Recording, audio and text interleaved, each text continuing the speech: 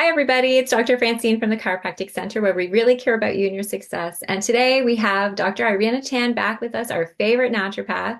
And we are going to be talking about the gut. We're finally going to do this. We've been, circling around this on several of our videos. And Dr. Irina has a special interest, for those of you that don't know, in integrative cancer care, but also in gut health. She also does acupuncture in her office. And I hear so many patients coming into the office, and I'm sure you hear the same thing, Dr. Irina. I'm eating healthy. Or they think they're eating healthy for them. They're doing the best they can, but they're still feeling bloated. They still have low energy. They don't know why. We're exposed to so many chemicals and toxins that, we weren't 50 years ago.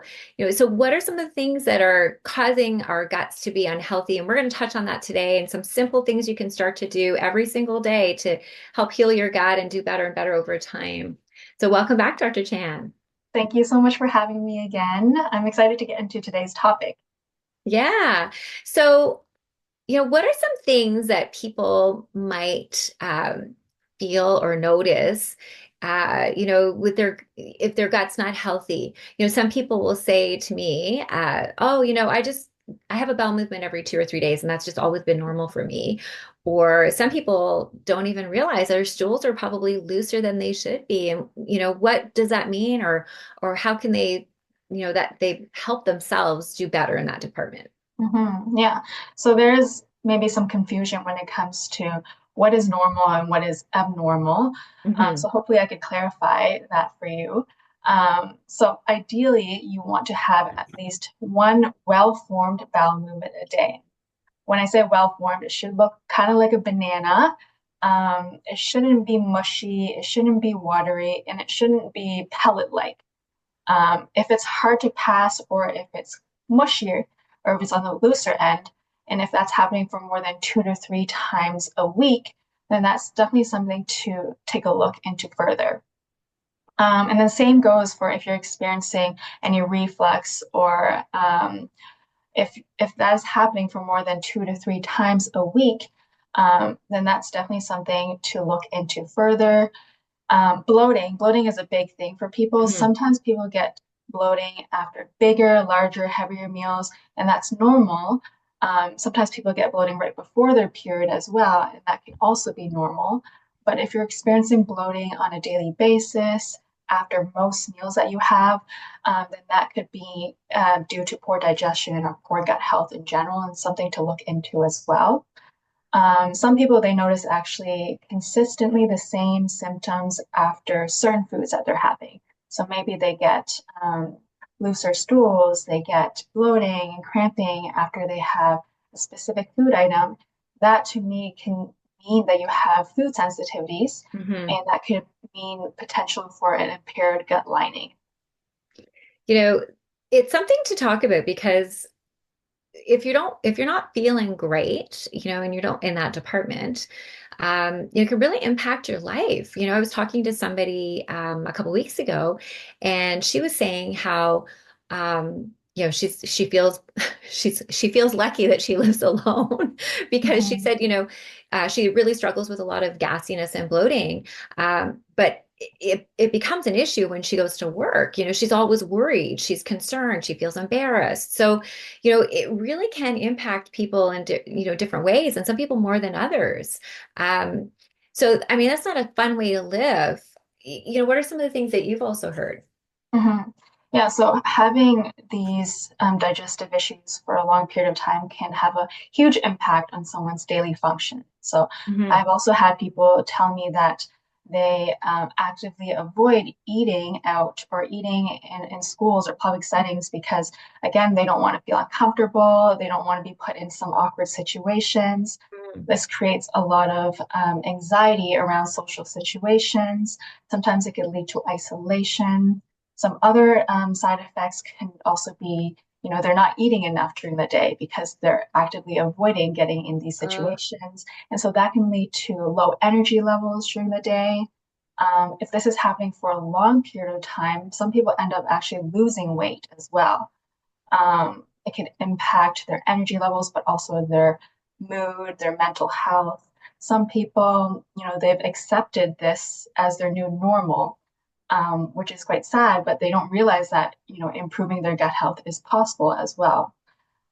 Some people, they try a lot of things on their own, whether it's probiotics or fiber, digestive enzymes. Hmm. Sometimes it could benefit them, but I would say most of the time it either doesn't have any benefit or it can actually worsen their symptoms and it can make them feel more frustrated. For example, some people are very sensitive to certain fibers. They may be sensitive to certain strains of probiotics. Maybe it's too much for their body. Hmm. If they already have a lot of inflammation, irritation, or maybe ulcers in their stomach, then the certain digestive enzymes have something called betaine HCl, which Yeah. stimulates more stomach acid production. And that sometimes that can further irritate the digestive lining and worsen your symptoms as well. So we want to be careful about trying things on your own. A lot of times, money and time can go wasted without a proper assessment and a proper approach to addressing your concerns. And I think that's really important to recognize, that a lot of these things people can be living with that's really impacting them and affecting how they function every day. And you're right, you just get so used to where you are. You start to think that that's normal, that you're always going to be sluggish and have low energy and, always feel bloated. And I can only imagine, how challenging that is because most of our social situations with family and friends revolves around food. So I'm sure that that is probably very isolating for a lot of people. So how would you start to kind of figure out, what is happening, looking at food sensitivities and how would you even start the process if somebody comes to you and they're struggling with these types of issues? So what would be the next step with that? So food sensitivities can happen and develop from various different factors. Someone could have a lot of chronic stress in their lives. Maybe they have a poor diet. Maybe their digestive function isn't the greatest. They're not creating enough digestive enzymes, stomach acid to break down the foods properly. We would want to investigate to see if there's low motility. So sometimes people have slower digestive function because maybe they have hypothyroidism or maybe they've had abdominal surgery and it's created some adhesions Mm, in their gut. We want to take a look at maybe environmental factors as well. Maybe they've had a lot of chemical exposures or medications like antibiotics that could have disrupted the microbiome. So all of these can contribute to food sensitivities, and food sensitivities develop when your body has it mistakes the foods that you're having as something that's harmful, and so hmm. it creates a heightened immune response, an improper immune response, creating inflammation in the gut. And then over time, this inflammation can damage the gut lining, and we know that gut lining is so important when it comes to nutrient absorption. Hmm. um, when that gut lining is impaired, some of the toxins, some of the food particles can leak out into the bloodstream, and that could cause more systemic inflammation. So things like fatigue and brain fog, maybe skin issues and muscle and joint pain as well. Yeah, I think there's also been a link to, when your gut barrier is a little impaired or damaged over time, it certainly can affect the blood-brain barrier too. There's definitely been some discussion about that as well. So you can see how brain fog definitely can be linked to those things. So does that mean, when you think about it, if I eat something like a slice of pizza, and then all of a sudden a couple of days later, I'm not feeling so good. I find a lot of the times people are looking for something that they ate, and it could be even that day, but they're not making the connection between like the long-term things that they're doing every day, every week in repetition, because most people eat very similarly every week. You're going to see the same types of foods come into their diet. And I think that, sometimes you don't even realize that it's a succession of foods that we're taking in over time that can lead to, Mhm. damaging the gut or inflammation and then leaky gut syndrome. So how do you differentiate, what's happening, with a food sensitivity, and how you would link that back to some foods and things like that? How do you determine that? Yeah, there's could be some confusion when it comes to more immediate food sensitivities. So more immediate meaning more localized digestive concerns. So Hmm. when some people have certain foods, they can experience upset stomach and diarrhea and abdominal pain within like hours of them Mm, having that food. But sometimes people develop delayed food reactions, and those are the things that can take a while to develop, and maybe up to a certain degree, like maybe it's okay when you have smaller portions of that food, but when it accumulates over time and you have larger amounts over a period of days, then that's when they can develop more delayed responses like, the brain fog, the fatigue, the muscle and joint pain, and maybe some breakouts or maybe some eczema as well. So some people, they find it hard to really know which foods they're triggered by. hmm. So when there is a bit of confusion about that, then it's a good idea to do the food sensitivity test because it helps us identify those potential food triggers that can be contributing to either the short-term or long-term responses that your body is having, and to have a clearer idea of what's actually causing inflammation in the gut. That sounds like such a good idea, instead of these kind of the stab in the dark technique. I'm just gonna like I'll eliminate this and which is still good. I mean, it is good to eliminate certain things, but it sounds to me like these food sensitivity testing will really help to open the door and make you realize, like you said, maybe I recognize that, when I have grains or bread that I really bloat and I'm not feeling good. So I've eliminated that, but maybe I'm really sensitive to squash. And when I have squash soup and I do that 3 days in a row, I might still have a very similar response. Mhm. So how would you test for food sensitivities then? How is it a blood test? How does that work? And what are Yeah, you looking so for, I guess? So a food sensitivity test is a blood test that we would send you to Life Labs to complete. It's testing for your delayed immune response to certain foods that you're having. It tests for over 200 food items, so it's quite 200. comprehensive. Yeah, it goes into the Wow. spices, the meats, the grains, the different types of grains, the different types of dairies as well. Um, Wow. yeah, That so that. sounds that's fabulous. Mhm. So how do you know, like when you get the test back, how do you determine from the test, does it have you like, yes, this food sensitive to, or how does that work? What are they testing for, I guess, in the blood test too? How They're does it work? testing for your IgG levels, which is an antibody that's produced by your immune cells in response to certain foods. The idea is if you're producing a lot of these IgG antibodies, your immune system is overreacting to that certain food item. And so they have like a certain threshold that they have for each food item. If something gets over a certain number of antibodies present, then they will classify it either in the red category, in the yellow category, or in the green category. In the red category are things that you're very sensitive to. In the green category are things that you aren't reacting to, and then the yellow is more so borderline where you can be reactive to it.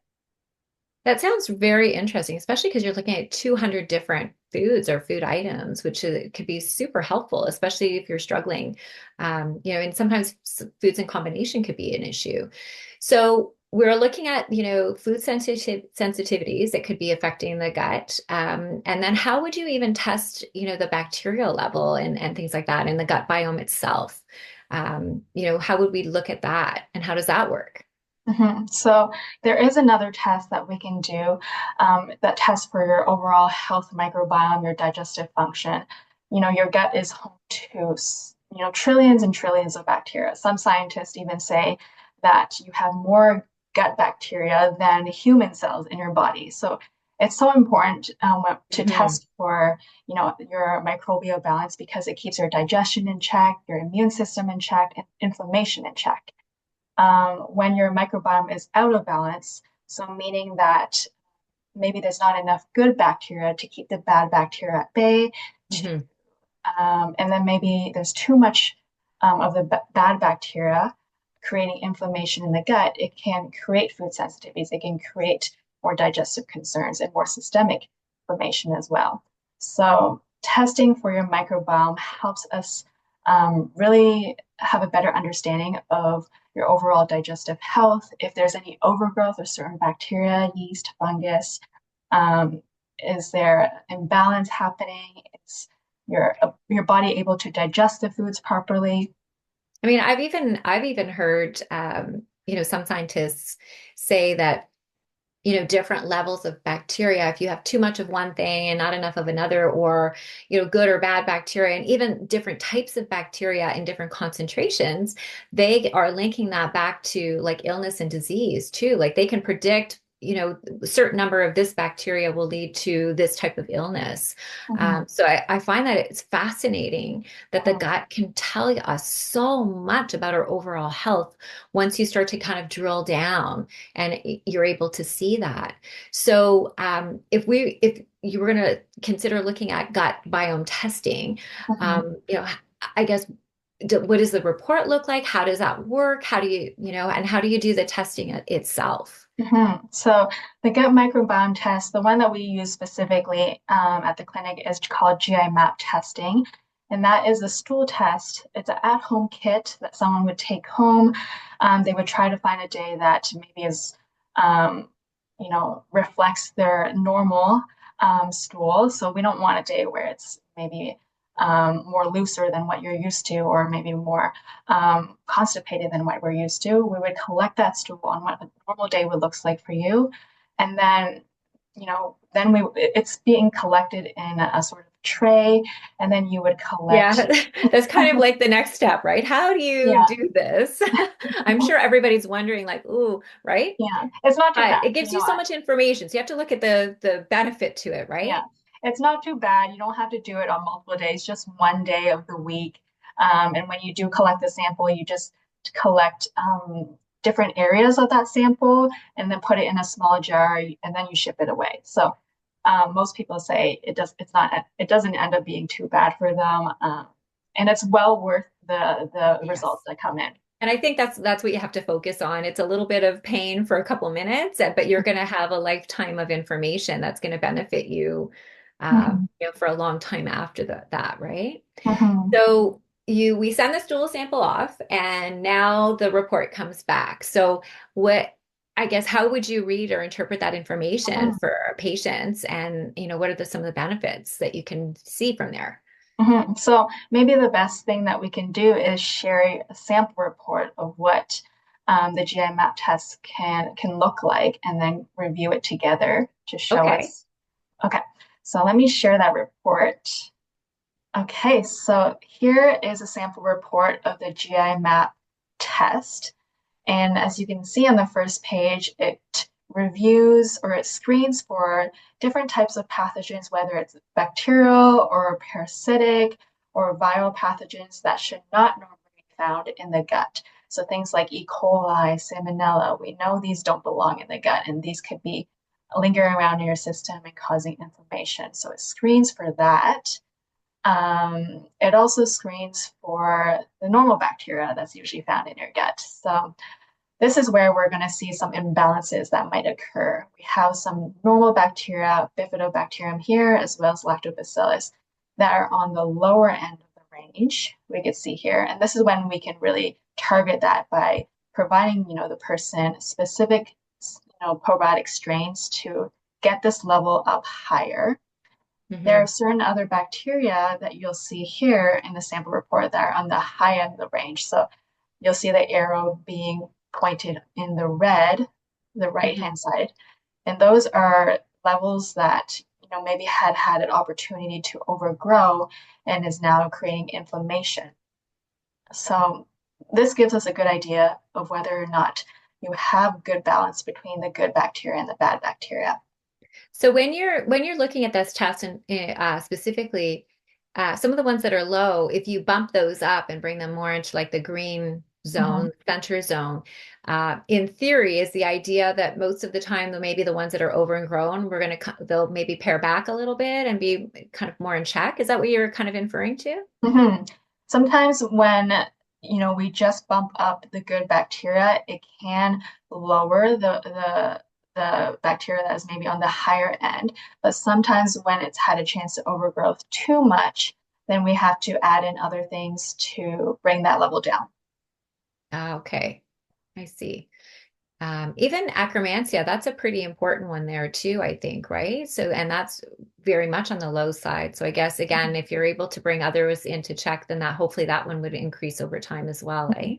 Yeah, unfortunately, this we don't have any probiotic strains available in supplements to support Akkermansia. So we have to look into other ways to support this strain here. Hmm. Yeah. Okay, so moving down, we're getting more specific in terms of the bad bacteria that may have overgrown in this sample. So these are the bacteria that is creating inflammation in the gut, and we can see that certain ones like Pseudomonas is high, Staphylococcus is Hmm. high as well. This person has other bacteria on the high end. Um, a lot of these is related to autoimmune processes as well as inflammatory processes. So there's a lot to address here in this sample to bring these levels down. Is it common to see that a lot of people will have a good amount of dysfunction there, or or do you find that there's delayed maybe response with symptoms? Like somebody might not be, they might function okay, but they don't feel great. Um, and then you start to see, oh my gosh, like these are really, they could be better balanced and really improve their health beyond where they are right now. Yeah, I Even with would autoimmune stuff, is there like almost like a delay sometimes, do you think? Like in your experience, what you see clinically? Yeah, I would say if the person has been experiencing symptoms for a while and it's the symptoms are quite severe, we would see more imbalances happening versus someone who maybe have had these symptoms for a shorter period of time and maybe it's happening less frequently. I see. So they might not show up with as much inflammation, Mhm. and then autoimmune related stuff might be on the lower end, just with the time, I guess, assault over the body over time, right? Yeah, so it's I see different types of results depending on the person. Hmm. But most of the times we see this is pretty high for a report. There's multiple different bacteria that's high. Sometimes I only see a couple being high, so it really depends. On the person. Mhm. Yeah, so it also screens for any fungus and yeast present, viruses that are present. These are less common. We'll see the bacteria being elevated more often. Um, Parasites and worms too, that can be screened for. These are also less often seen. And then it looks into your digestive function. So that's important because some people they have larger meals throughout the day. Maybe they skip meals throughout the day, and then when they do eat, it is a larger portion, and so they have trouble digesting that. And then so we're seeing if the person is producing enough or optimal amounts of digestive enzymes reflected by the elastase 1 marker here. Hmm. If they're producing not enough, then it can mean that they're having more trouble, breaking down the larger meals. If it's in the green, then they're producing enough digestive enzymes to break it down properly. So this test really gives you a huge amount of information. It's Yeah, fascinating. yeah, and then you know below that you'll see some inflammatory markers that Hmm. is being tested. So occult blood, this is microscopic amounts of blood that you wouldn't see normally with the naked eye. It's testing to see if there's any small amounts or traces amounts of blood present, which can indicate signs of inflammation. It's also going to look at your immune response. Is there a heightened immune response measured by the IgA marker here? Again, that's going to test for inflammation happening. And then calprotectin is also another inflammatory marker as well. Usually, we can monitor this number to see if there's any progress as well when it comes to treatment. So it gives us a good baseline. It gives us a good idea of, where the person's digestive function and health is Hmm. at right now. And it gives us further guidance in terms of how we should be addressing these markers. Okay. Well, that's so interesting to see the amount of information you can collect from that one test. And I guess you can really see how targeted you can be with the treatment now to really help people, which is, I find, that has probably been the one thing that's been there's been such advancement in that area is getting all of this information and then being able to really address that. How does that now work if you're looking at you've got the microbiome testing that you've done now, and then you've also got the food sensitivity testing. So how are you able to kind of identify then, what are some of the common things that people might be sensitive to, and how can you address it at that stage?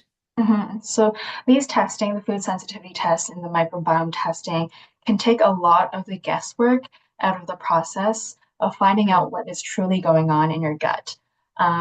Testing, it can help us figure out what are your specific food triggers that are causing inflammation in the gut. It helps us identify if there's any imbalances happening within the good and bad bacteria. Is there any overgrowth of bacteria, yeast, or fungus? And overall how your digestive function is. Are you producing enough digestive enzymes to break down your foods properly? Mhm. Um, I would say for food sensitivities, a lot of people, like you said before, they think the foods that they're having is healthy. They're Yeah. eating a lot more of those healthier foods, but they're still frustrated that they still have digestive symptoms. And so I would say the food sensitivity test gives us a lot more clarity and understanding in terms of what foods you're really sensitive to. So it does help us a lot when it comes to creating a treatment plan that is targeted and helps us really address those findings properly. I find a lot of patients will say, I'm eating healthy, I'm not eating a lot of gluten. I found that I get bloating if I have gluten. And I think sometimes people don't realize that lectin, that's in so many food, the lectins, which can, incorporate even things like kale, which, a lot of people perceive to be a healthy food, but for some people it can cause a lot of bloating. So, are there other things that you wanted to mention maybe with the food sensitivities? And is there anything specific that people should be aware of? Yeah, I would say there are some common food sensitivities that I'm finding through testing, and the most common ones would be gluten and dairy. Hmm. Um, And then there are some foods that are also coming up a lot more these days too. And these ones are usually the foods that people think is healthy as well. And so eggs is coming up a lot these days. Soy, corn is coming up as well. Certain nuts and seeds can be elevated. And then citrus fruits are also high on that list as well as common food sensitivities. So, what are some common mistakes that people make, when they're dealing with their gut and their gut health? Um, what, what are some of the most common things that you see by the time people come to you? Mhm. What are some of the things that you see? And I mean, so many of these things could probably be avoided too, right? If you're able to kind of address them a little sooner.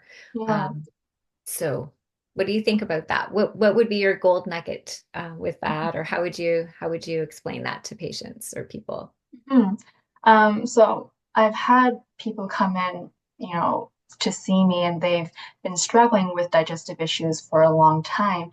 Someone came in recently and they've been struggling with digestive issues for as long as she could remember. She can't really pinpoint exactly when that was because it was so long ago. She was very frustrated with the conventional testing and how really nothing, no answers have been provided yet in terms of Hmm. why she's, feeling that way. She was also trying a lot of things on her own as well. And unfortunately, nothing really made a huge difference for her. So it was quite a frustrating experience for her. And she was kind of, she accepted, this was her new normal now. And she Yeah, like was, I mean, how was that affecting her? Do you remember, like, how was that affecting her life and her mhm. lifestyle? And Yeah, she felt like she like her days felt um like she hit a brick wall. Like it was she had such low energy levels. Like her mental health wasn't the greatest. She didn't feel like she had a good grip on things, but she just kept going because she didn't know what could be helpful for her. hmm. She lost a lot of weight in the process. Um, Around 20 to 30 pounds of weight was lost, this time for and she tried to, increase her weight by exercising and getting more nutrition in, but no matter how much she ate, she wasn't able to gain that weight back. So it was a tough period for her when she came in. Yeah, it sounds like it. So how did you address that and what was the outcome for her? Mhm. So when she came in, she was ready to take a deeper dive into what is going on with her gut health. And so we ended up doing the food sensitivity test as well as the GI map test. And from the results, we found out that she was sensitive to a lot of the foods that she was having on a daily Ah, basis. Some of the foods she was suspicious of already. So dairy and gluten, she was suspicious of. The test just confirmed that for her. Some of the foods she didn't know she was sensitive to. So potatoes was one of them. There were certain nuts and seeds as well. And mhm. then casein was also found to be elevated. And casein was really crucial for her because she was, taking a protein powder every day, and that protein Ah, powder had casein in it. Um, and so that was a really critical finding for us. so We once also you cleaned found, all that up, how did it all work for her? Like, how did Mhm. her life change after? Yeah, so we did that testing. We tried to make healthier swaps for her in terms of finding alternatives that won't Mhm. trigger her reaction. We also added in some probiotics because we did find there was imbalances in good bacteria and bad bacteria in her JMAP test. And so we added in specific strains that were found to be on the lower end. We also included digestive enzymes because we did find that she wasn't producing optimal amounts. She was Ah, skipping meals throughout the day, and then when she would have a meal, it would be a much larger meal, and she would really struggle with the symptoms afterwards. So we got her to try to, space out her meals more as much as she could, and have smaller meals throughout the day. We also introduced some herbs to help bring down the overgrowth of certain bacteria. And then on our 1 month follow up, I think it was roughly 1.5 months later, I mhm. asked her how she was feeling, and she was saying that she felt great. She never felt this way before. And then, so I asked her, how have her symptoms improved and to what degree? And she said that around 90-95% of her symptoms Wow. were resolved, which was great news for me. I was super happy to see that progress. Because it The can be only quite, times, Mhm. it can be so complicated, when you see all the results and all the, to really pick and choose and be able to be very pointed with your care. It can be very, I guess, detailed work that you're doing in order to achieve the results. So that's fabulous. That's exciting to hear. And I bet you she was having a lot more energy and out socializing more and having more fun and doing Yeah, better at work. she did notice a huge improvement when it came to her quality of life. She was able to enjoy the foods much more. She Mhm. noticed a huge shift in her energies. Her mood also was improved, which was a huge bonus for her. And she was able to concentrate more on her work and her social life much more. So Aw. I love seeing that. It was just really amazing to see how more of a targeted testing and targeted approach to addressing those findings can really help someone improve their quality of life and help resolve some of those symptoms that have been happening for so long for her, right? Yeah, it sounds wonderful. So if somebody's struggling or feeling embarrassed about, what's happening with their gut and they're feeling, anxious or they have, concerns about their overall health and well-being, Mhm. especially when they link it back to their gut, what's the next step? What can they do to start the process and how can you help them with that? Mhm. I would say that if you're experiencing chronic digestive issues and you're seeing that impact your energy levels and maybe your mood, your mental health, and you want to get to the bottom of it, I would highly encourage you to book a free 15-minute intro call with me where we can further discuss your concerns, pinpoint certain factors that are contributing to your symptoms, as well as discuss how we can take a targeted approach to supporting your digestive health, but also your overall health. That sounds really good. And especially when it's complimentary for the first 15 minutes, you may as well get some Mhm, information and see if this is the right thing for you. mhm. Um, Well, I just want to thank you so very much for your time today, Dr. Chan. It's so wonderful to have you, helping our patients in our practice, and I hope everybody found this super helpful. Every little thing you do every day, just pick away at. Over health and well-being is not a magic pill. It's a little bit every day. You keep at it and you keep at it, and your body can do miraculous things. So thank you again, Dr. Chan. I would encourage everybody, if you have a question or you have a comment, please leave them below. We will answer and reply back. And if you like this video or you can share it, we'd appreciate that as well. And again, thank you, Dr. Chan, and thank you everybody for Thank joining us. you. And until next time, let your healing begin.